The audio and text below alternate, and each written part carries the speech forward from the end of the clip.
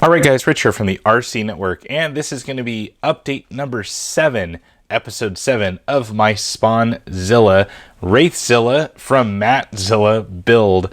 This has actually been a really fun build, and I really see that there's so much into it as far as just figuring things out. Like, once again, there's no manual for this. There's no screw kit. There's nothing really that says, here's how you do it, and this is how you do it. So pretty much going on a lot of advice from friends out in the RC community, and also just trying to do things my own here on my SpawnZilla build. Now, this episode, we're going to be going over some of the things that I did for the exterior panels. Now, you'll notice the interior and some of the interior panels are all buttoned up. They're all done. And now it's time to get some of the exterior done. Now, with that, I've also went ahead and soldered up all of my electronics. So those are pretty much ready to go. I did have to order up a few little items here to get pretty much all my radio stuff done. So I did have to order up a receiver lead extension for the servo.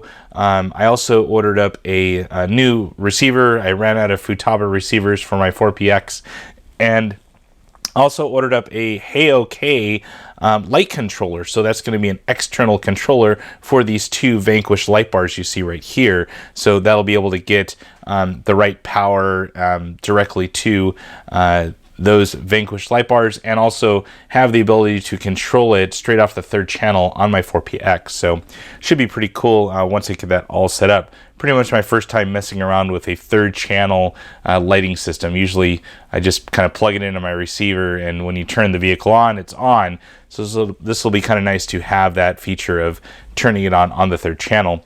Now, some other things that I've kind of brought into the build here. Picked up some Hobby King batteries. These are the Turnigy Nano-Tech 2.2s. These are a 4S Lipo, 2200 milliamp, and a 45 to 90C discharge. So pretty small package, and you can kind of see right here I have one already fitted inside of the SpawnZilla right underneath the driver's side figure right there. So pretty much the way I'm going to be changing batteries is pulling out this figure, and then I'll have full access to the internals of this. Now, with that, there is of course U4RC rules, and pretty much you can't show any electronics. You have to have a driver figure. There's all sorts of different U4RC rules that I'm trying to adhere to, and I'm going to have those down in the video description down below, so you guys can check that out as well if you happen to be building your own rig here. So this is going to be pretty much a trophy truck, pretty much open class. There's not really limitations on motors or batteries or anything else. Pretty much run whatever you want, but there is limitations on axles and other things like that. So other things that I brought into the build here, I did pick up a RC four-wheel drive fuel cell here. I kind of have it recessed into this back panel. Also exposed the MZ logo there, the MattZilla logo, which is pretty cool. So right here, let's see if I can get this thing up here. Kind of have some things mocked up right now, so kind of bearing with me here. But a very nice fuel cell. This was actually quite expensive, around 39 bucks. Link in the video description as well, but all aluminum, and it has some pretty cool features. Of course, the top of it right there, it's all machined aluminum. Pretty nice, and I just have it sandwiched in between that plastic styrene right there of the rear deck. Course, expose the MZ logo like I talked about in the previous episode.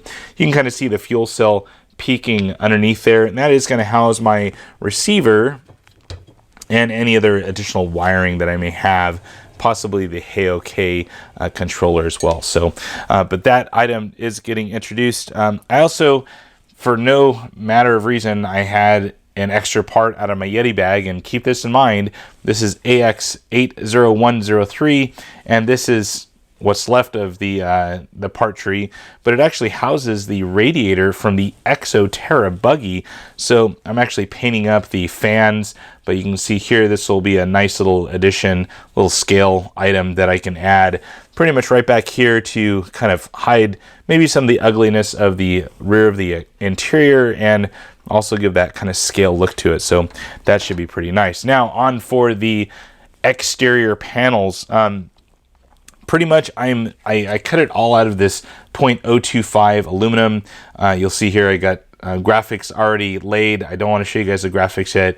You'll see that in the next episode, but pretty much really easy to cut out. I just use these little kind of Dremel cutting wheels with a Dremel, cut out the size that I need. The hardest part was cutting where the holes were, and you know, that's just tricks of the trade to get that done. But anyways, I got the panels cut up. I also was able to cut the side panels.